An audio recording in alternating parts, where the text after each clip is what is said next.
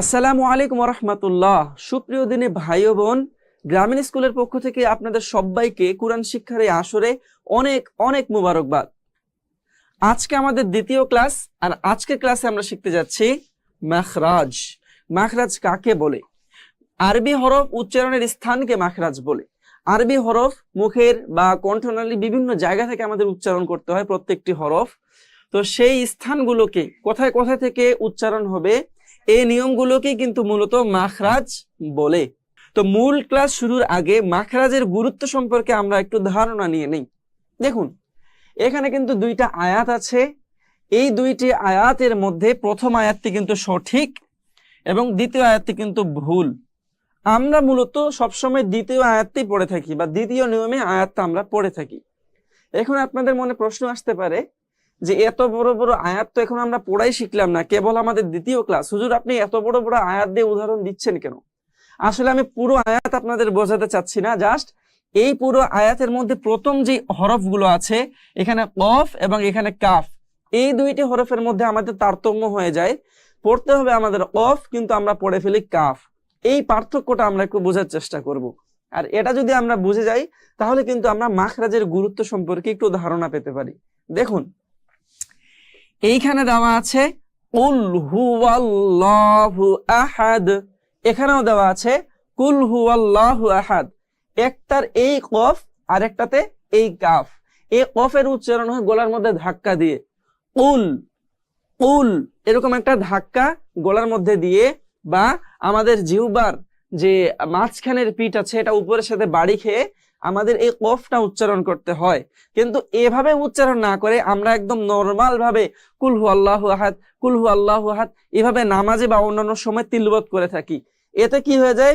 মস্ত বড় ভুল হয়ে যায়। কেমন বড় ভুল হয় আমরা একটু এখানে দেখি।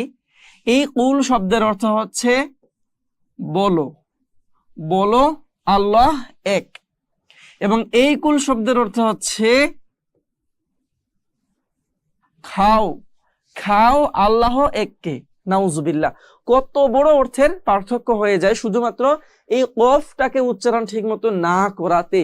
তার মানে আমরা বুঝতে পারতেছি যে প্রত্যেকটি হরফ কিন্তু উচ্চারণের নির্দিষ্ট স্থান আছে, নির্দিষ্ট একটি নিয়মে প্রত্যেকটি হরফকে আমাদের উচ্চারণ করতে হয়।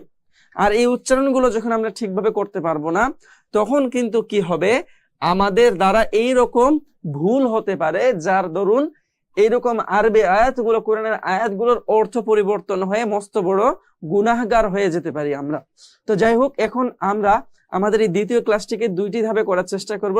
প্রথম ধাপে আমরা করব সংক্ষিপ্ত মাখরাজ, মানে সংক্ষিপ্ত ভাবে আমরা মাখরাজ গুলো মুখস্থ করার চেষ্টা করব বা বোঝার চেষ্টা করব। এবং দ্বিতীয় ধাপে খুবই শর্টকাটে আমরা 17টি মাখরাজ বা একদম সম্পূর্ণ মাখরাজ শেখার চেষ্টা করব ইনশাআল্লাহ। তো আপনি যদি এখানে একটু লক্ষ্য করেন, এখানে লেখা আছে সংক্ষিপ্ত মাখরাজ, এবং এখানে আবার মাখরাজের সংজ্ঞাটি দেওয়া আছে কাকে মাখরাজ বলে, যেটা আমরা একটু আগে পড়লাম। এখানে কি লেখা আছে? মাখরাজ মূলত 17টি, তবে এই 17টি মাখরাজ সহজভাবে অন্য নিয়মেও পড়া যায়। দেখুন, এই জায়গায় আমরা ছোট্ট ছোট্ট কয়েকটি মেইন হরফ, এই হরফগুলো উচ্চারণ আগে শিখে নিব, এরপরে আমরা বিস্তারিতভাবে 17টি মাখরাজ শেখার চেষ্টা করবো ইনশাল্লাহ। দেখুন, এখানে মূলত নরম করে দুইটি হরফ উচ্চারিত হয়, নরম করে দুইটি হরফ উচ্চারিত হয়। জিহ্বার কথা থেকে কিভাবে উচ্চারণ হবে না হবে আমরা যখন একটু পরে 17টি মাখরাজ পড়বো, তখন আমরা খুব ভালোভাবে সেগুলো চর্চা করে নেব ইনশাল্লাহ। তবে এখন আমরা সংক্ষিপ্তভাবে এতটুকু বোঝার চেষ্টা করি, এখানে যে দুইটি হরফ আছে, এই দুইটি হরফ নরম করে পড়তে হয় জিহ্বার আগা দিয়ে। কিভাবে? সা, সা। লক্ষ্য করে দেখবেন, আমি কিন্তু এখানে সা বলতেছি না। সা বলতে গেলে এটা নরম থাকতেছে না, এটা শক্ত হয়ে যাচ্ছে। নরম করতে গেলে সা, সা, এবং এটা জাল, জাল, সা, জাল। এই দুইটি হরফ আমাদেরকে কি করতে হচ্ছে? নরম করে পড়তে হচ্ছে। এরপরে দেখুন, চাপ দিয়ে দুইটি হরফ, এই দুইটি হরফ আমাদেরকে গলার মধ্যে চাপ দিয়ে পড়তে হবে। হা এবং আইন, হা, আইন। লক্ষ্য করে দেখবেন, আমি কিন্তু এখানে হা বলতেছি না, হা বলতেছি না, এখানে আমি বলতেছি হা, হা। আরেকটি এটার সাথে যে হা আছে, এই হাটি কিন্তু হা উচ্চারণ হয়, হা, নর্মাল ভাবে একটু শক্ত করে, কিন্তু এখানে চাপ দিতে হবে। হা, হা এবং আইন।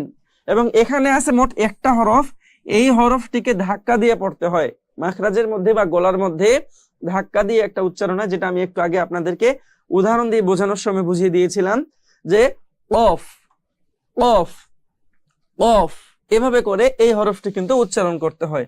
তো মূলত এই হরফগুলো দ্বারা আমাদের ঠিকভাবে উচ্চারণ করতে না পারার কারণে অনেক বড় বড় ভুল হয়ে যায়। তো সংক্ষিপ্ত আকারে আমরা এই হরফগুলোর উচ্চারণ একটু ভালোভাবে শিখে নিলাম। এখন আসুন আমরা আমাদের ক্লাসের দ্বিতীয় ধাপে, মানে যেখানে আমরা একদম ভালোভাবে 17টি মাখরাজ একটু চর্চা করতে পারবো। তো আজকের মাখরাজ শিক্ষা যেই ক্লাস, এই ক্লাসের আমরা দ্বিতীয় পর্বে চলে আসলাম। এই পর্বে আমরা 17টি মাখরাজ একটু সংক্ষিপ্ত আকারে বা সুন্দরভাবে একটু কিভাবে উচ্চারণ করতে প্রত্যেকটি হরফ আমরা শিখে নিব। দেখুন, সর্বপ্রথম যেই মাখরাজ সেটা হচ্ছে হলকের বা হলক শব্দের অর্থ হচ্ছে কণ্ঠনালী। কণ্ঠনালীর শুরু হতে এই দুইটি হরফ, এখানে দুইটি হরফ দেওয়া আছে, এই হরফগুলো পড়তে হয়। একটা হচ্ছে হামজা হা, হামজা হা, একদম শুরু হতে, কণ্ঠনালীর শুরু হতে আমাদেরকে এই দুইটি হরফ উচ্চারণ করতে হবে। এরপরে কণ্ঠনালীর মধ্য হতে এই দুইটি হরফ পড়তে হবে, আইন হা। আপনি যদি একদম মানে গলার একদম প্রথম বা শেষ ভাগেও না, একদম মাঝখান দিয়ে যদি আপনি একটু চাপ দিয়ে পড়ার চেষ্টা করেন, তাহলে এই দুইটি হরফ পড়তে পারবেন, আইন হা। মাঝখানের কণ্ঠনালীর মাঝখান থেকে যদি একটু চাপ দিয়ে চেষ্টা করলে কিন্তু এই দুইটা হরফ সুন্দরভাবে উচ্চারণ করা যায়।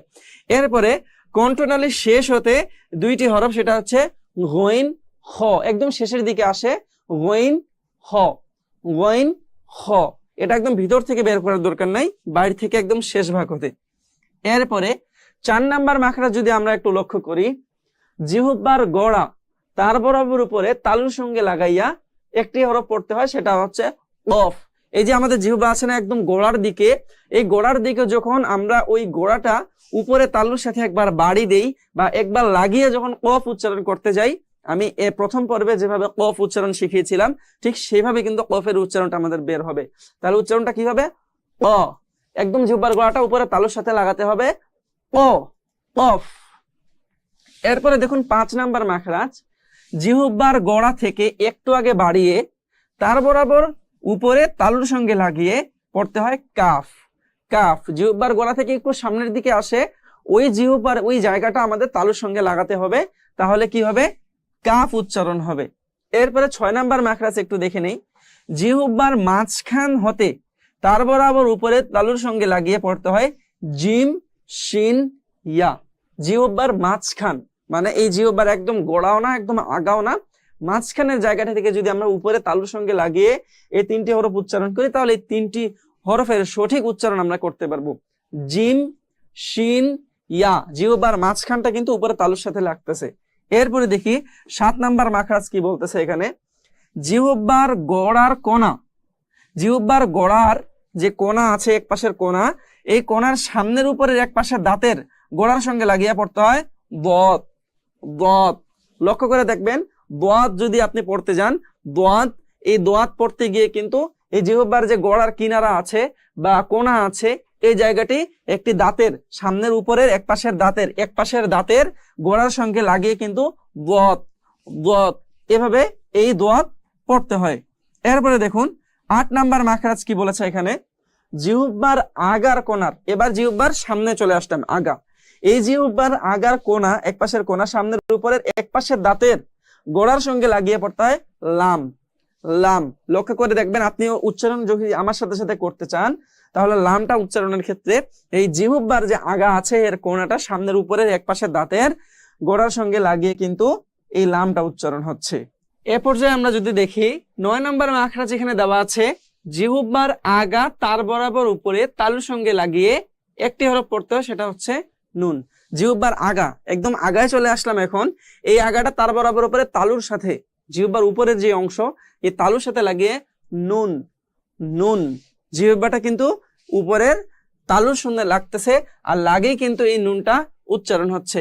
এরপরে 10 নম্বর মাখরাজ, জিহ্বার আগার পিঠ, জিহ্বার আগার পিঠ তার বরাবর উপরে তালুর সঙ্গে লাগিয়ে পড়তে হয় র, মানে একদম জিহ্বার আগা না, একটু ভিতরের দিকে, মানে পিঠ টাইপের যে জায়গাটি, এই জায়গাটি আমাদের উপরে তালুর সঙ্গে লাগিয়ে পড়তে হবে র র র।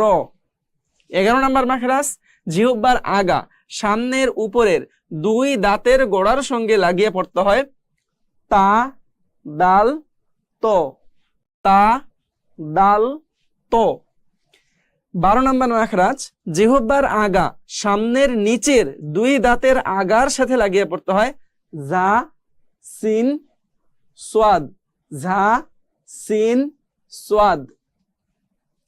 13 নম্বর মাখরাজ, জিহ্বার আগা সামনের উপরের দুই দাঁতের আগার সাথে লাগিয়ে পড়তে হয়। জিহ্বার আগা সামনের উপরের যে দাঁত আছে এই দাঁতগুলোর আগার সাথে, জিহ্বার আগা এবং দাঁতের আগা একসাথে লাগিয়ে পড়তে হয় কি? সা, লাল, জ। সা, জাল, জ।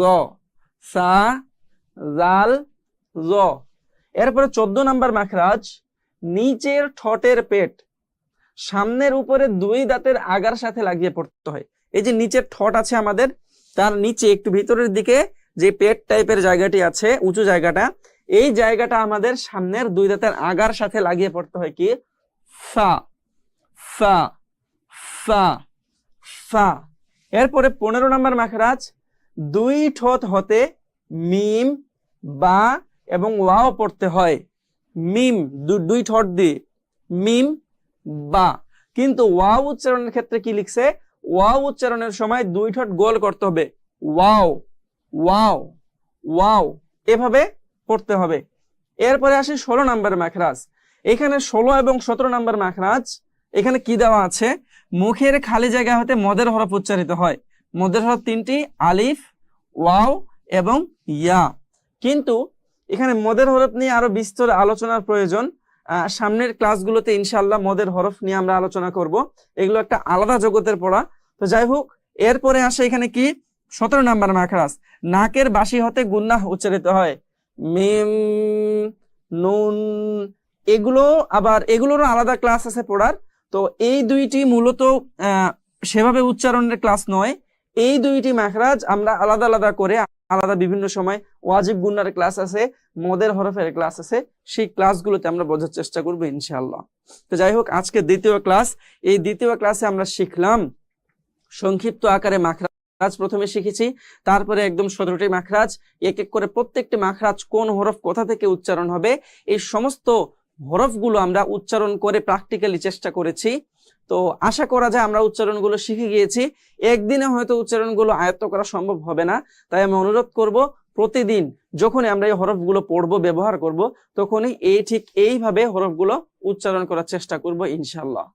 তো আজকের মতো এই পর্যন্তই। ভালো থাকুন, সুস্থ থাকুন। আপনাদের সাথে দেখা হবে আগামী ক্লাসে ইনশাআল্লাহ। আসসালামু আলাইকুম ওয়া রাহমাতুল্লাহ।